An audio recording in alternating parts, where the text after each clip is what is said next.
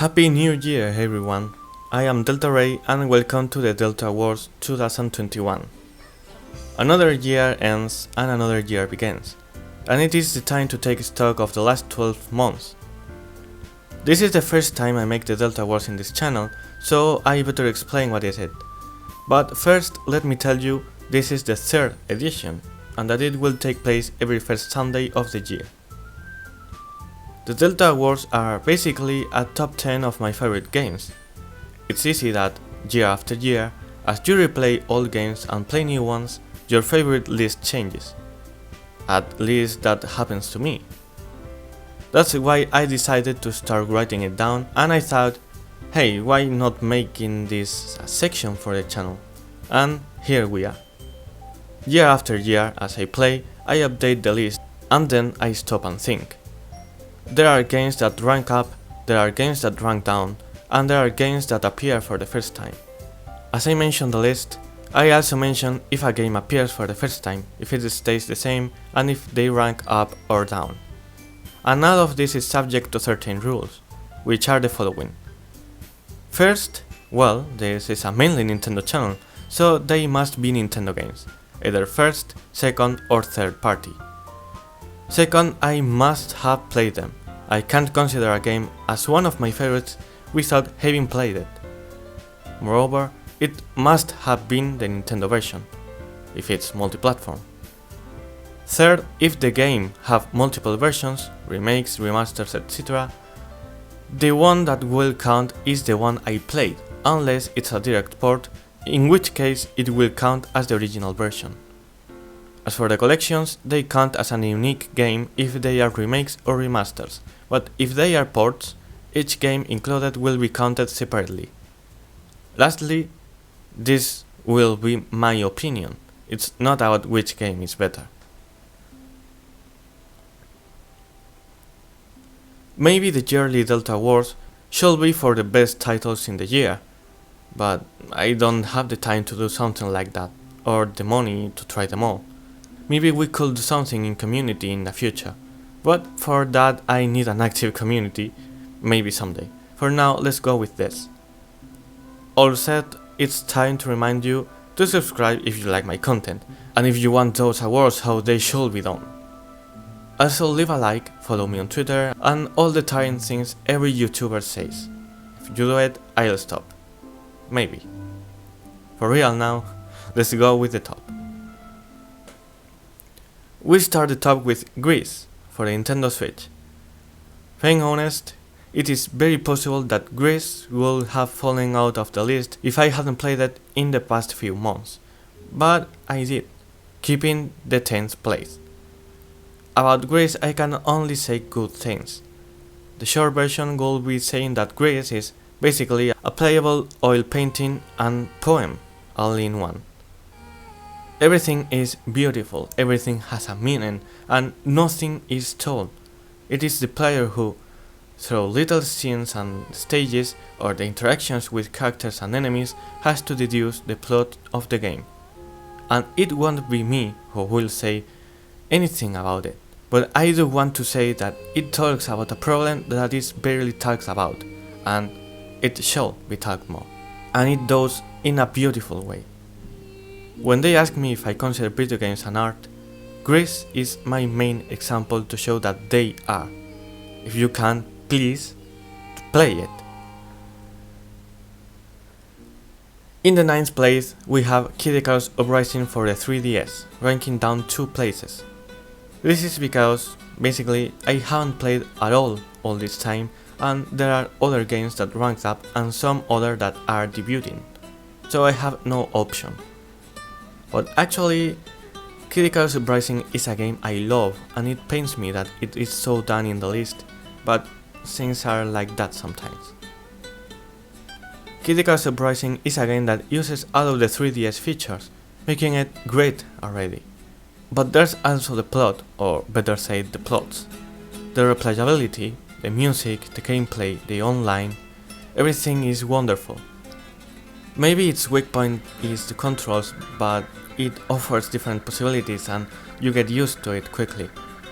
It is suitable for everyone, from the most casual player to the most hardcore one, thanks to its flexible difficulty. The fragmented chapters looked like a weird idea originally, because it seemed like the level system was a bit obsolete already. But it was handled greatly here, and online I spent many hours and it is really fun. It's a shame it's not available anymore. In my opinion, Kid Icarus Uprising is the best 3DS game and my favorite one in the console without a doubt. In the X place is The Legend of Zelda Twilight Princess for Nintendo Wii. Believe me, this is the most painful place for me in this list. I always say Twilight Princess is my favorite Zelda, and although there is another Zelda game in a higher place, I still think that, despite it sounding weird. I'll explain later. Just like Kid Icarus, Twilight Princess dropped places because I haven't played it in a long time, but I repeat that Twilight Princess is my favorite Zelda and it will be for a long time. As for the game itself, what can I say? In my opinion, the plot is the most complete and dark one in any Zelda game. I love the dungeon's design, and the world is huge without feeling empty, and it isn't difficult moving in it either, especially once you know how to teleport. The characters are memorable as well, the bosses thrilling, the items very fun to use. Seriously, for me, it is the definitive Zelda game. And if Nintendo decides to return to the classic 3D Zelda route, I hope it is something like Twilight Princess. Only then can it be overtaken as my favorite Zelda game. In the 7th place, Super Mario 64 for, well, the Nintendo 64. One of my childhood games and that overall has been really important to the industry. Just because of that, it deserves to rank one place up as it did. This last year I played it again thanks to 3D All Stars, and completing it 100% made me feel like a kid again. That's the main reason it ranked up. Super Mario 64 was the jump to 3D for Mario and consequently the platforming genre as well, influencing directly and indirectly in the development of hundreds of games of those years and later games as well. The objective wasn't to reach the end of the level anymore, but to gather power stars to access different rooms in Peach's castle, and rescue her from Bowser once again. It can be improved a lot, that's obvious, but even today with its defects, either graphical or technical, it's still a very influential game, the game that made me have fun as a kid, and definitely a great game everyone should play at least once. Super Mario 64 is, to sum it up, video game history. Almost at mid-table in the top 6, we have Animal Crossing New Horizons for Nintendo Switch. I'm going to be honest with you all, I'm surprised myself with this place. I swear it was higher, but nope. This is a fair place for New Horizons, dropping 2 places compared to last year, and it is funny. If I made this video in summer, it might have been even lower in the ranking if it was in at all. But some months ago, we got a huge update, and the game got really better. It is true that after some time the excitement lessened, but look, ever since I had this game I have played it at least a little bit every day, being the only exception when for any reason I couldn't play, but now I play way more than I did before, when I only picked up the daily fossils and little more, and now I do many more things. The update reactivated my excitement for the game, and it might be like that for some years. And if it dropped places, it is only because the higher ranks are beasts, as you will see soon. To sum it up, there are many things to do now. Back then, I said that although it was better than New Leaf, it was missing many things. Nowadays, New Horizons is way better than New Leaf, and that's a fact. And that's without having the DLC. We get into the top 5, the middle of the ranking, and this place is taken by Xenoblade Chronicles Definitive Edition for a Nintendo Switch, debuting in this ranking. I bought Xenoblade in the Black Friday of 2020 and I wasn't able to finish it until last summer, but basically because I couldn't play it a lot. On top of that, it's a pretty long game, something I appreciate, to be honest. Xenoblade can be hard, but always fair. You will always be able to go forward, and if you are struggling, the game can tell and gives you an option to set it easier. Something to thank for as well. Battles can be really fun, the characters are amazing, the music is astounding, and there's always something to do. Always. Maybe because there are a lot of main missions and way more side ones that are worth completing. The world is gigantic in all caps and has a lot to explore, and it encourages you to. And it is beautiful. I stayed looking at landscapes for a long time, and what to say about the plot, it is amazing. Furthermore, this version specifically includes an additional story, Future Connected, that although I didn't enjoy as much, is a really good add-on. Playing Xenoblade is a unique experience and every RPG lover should try it. For me, it is a 10 out of 10, and if it is in the 5th place, it's because the next places are an 11 or more. If I never played any of the next games, Xenoblade will be my favorite one and by far. We hit the 4th place, which belongs to The Legend of Zelda Breath of the Wild for the Nintendo Switch, ranking 2 good places up. Okay, let me explain. I repeat once again that Twilight Princess is my favorite Zelda game, but when a franchise exists, it is important to sort concepts.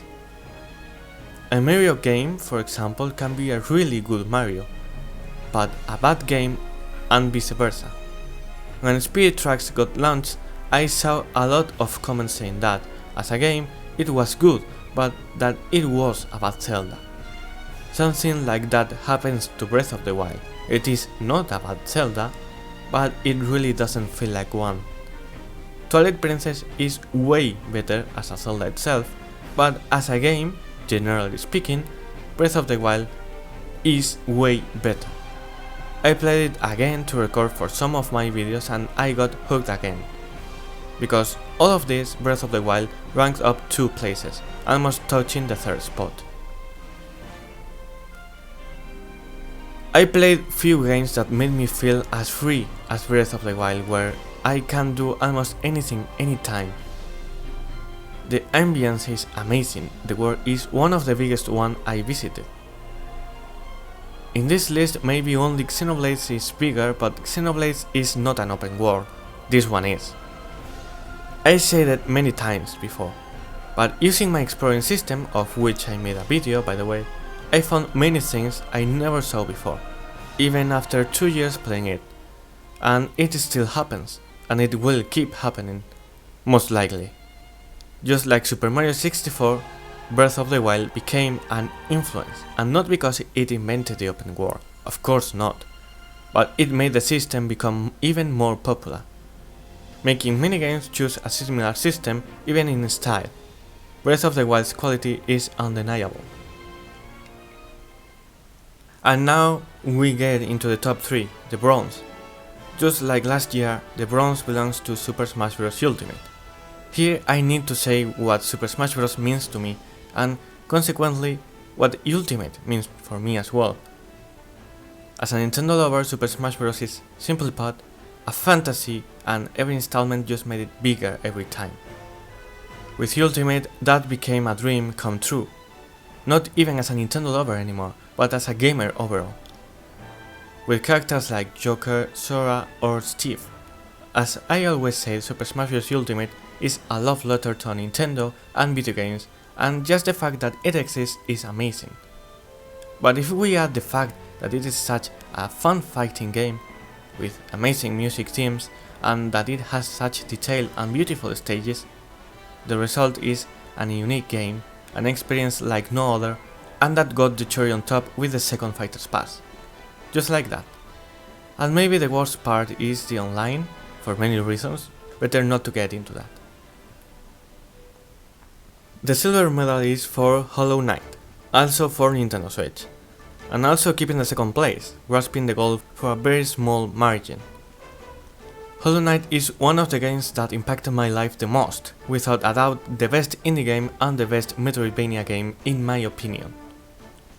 There's so much to explore and yet the game barely tells you where to go, except in some occasions. It is easy to get lost in the beginning if you never played before, but soon you'll get used to the world and you'll be able to move more freely and to battle better. And it's then when Hollow Knight traps you.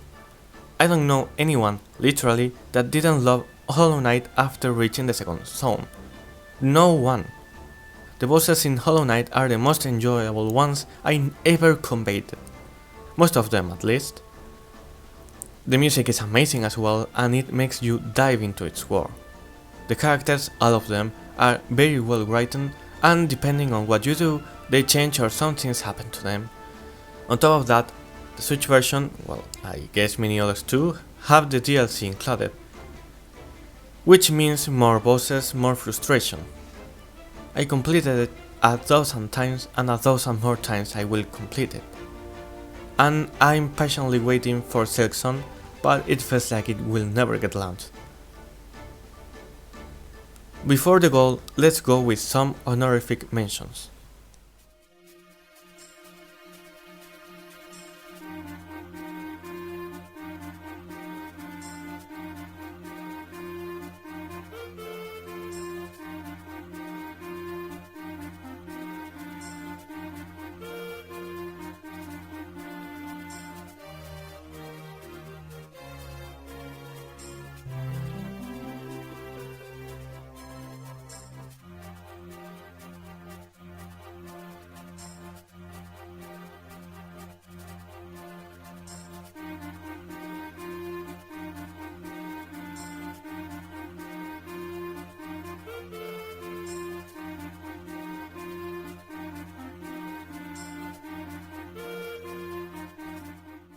And lastly, the goal goes to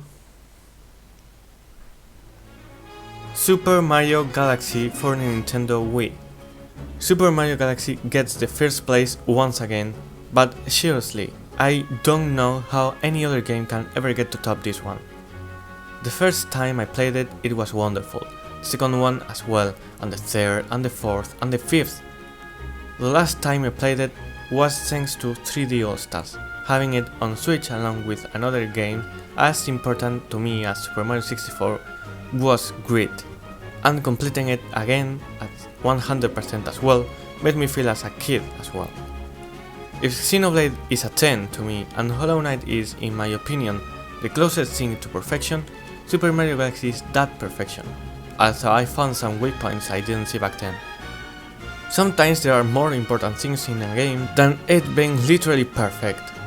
Listening to seconds of any music of the game makes me wanna play it again, or watching a small clip. This game is, to me, the definition of nostalgia, and if I had to choose between being able to play any other game for the rest of my life or playing Super Mario Galaxy, I wouldn't hesitate. And I'm not exaggerating, I'm dead serious. That's how important Super Mario Galaxy is to me. The previous year I also talked about Super Mario Galaxy 2. This year I decided to cut it out, because although, being unbiased, it is better in almost every way, the impact was not the same. And that's all folks, that's how the Delta World 2021 ends.